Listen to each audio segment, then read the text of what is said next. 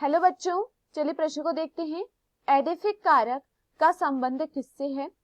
हमारे पास दिए हुए विकल्प हैं। विकल्प ए मिट्टी, विकल्प बी मनुष्य, विकल्प सी पशु, विकल्प डी ताप। प्रश्न की मुख्य अवधारणा है, मुख्य अवधारणा, इस प्रश्न की मुख्य अवधारणा है एडेफिक कारक।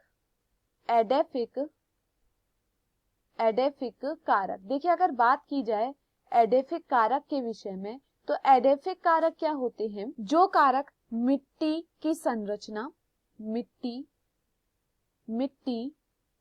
की संरचना और संरचना से संबंधित होते हैं। यह मिट्टी की संरचना और अन्य संरचना से क्या होते हैं? संबंधित होते हैं। इन्हें हम क्या कहते हैं? इन्हें हम कहते हैं एडेफिक कारक कहते हैं। अगर हम एडेफिक कारक के उदाहरण की बात करें, तो जैसे कि इसका उदाहरण है मिट्टी की संरचना। सर्वप्रथम इसका एक उदाहरण है कि मिट्टी की संरचना कैसी है, तथा मिट्टी के ही अंदर अन्य संरचनाओं को भी देखा जाता है, जैसे कि उदाहरण के तौर पर कार्बनिक पदार्थ। मिट्टी में कैसे कार्बनिक पदार्थ हैं, यह भी एडेफिक कारक के अंदर लिए जाते हैं, कार्बनिक पदार्थ। तथा मिट्टी के जीव,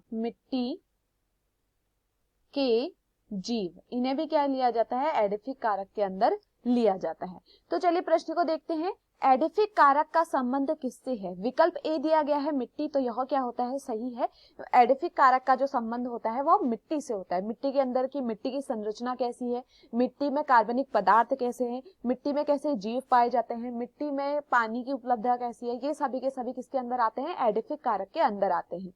विकल्प बी दिया गया है मनुष्य, तो यह यहाँ पर गलत होता है। मनुष्य एडेफिक कारक के अंदर नहीं आता है। विकल्प सी दिया गया है पशु, पशु भी एडेफिक कारक के अंदर नहीं आता है। विकल्प डी दिया गया है ताप, तो देखिए यह भी क्या है? एडेफिक कारक के अंदर नहीं आता है। तो दिए हुए विकल्पों में जो हमारा सही विकल्प होता है वह है विकल्प ए। मैं आशा करती हूँ आपको यह समझ में आया हो। धन्यवाद।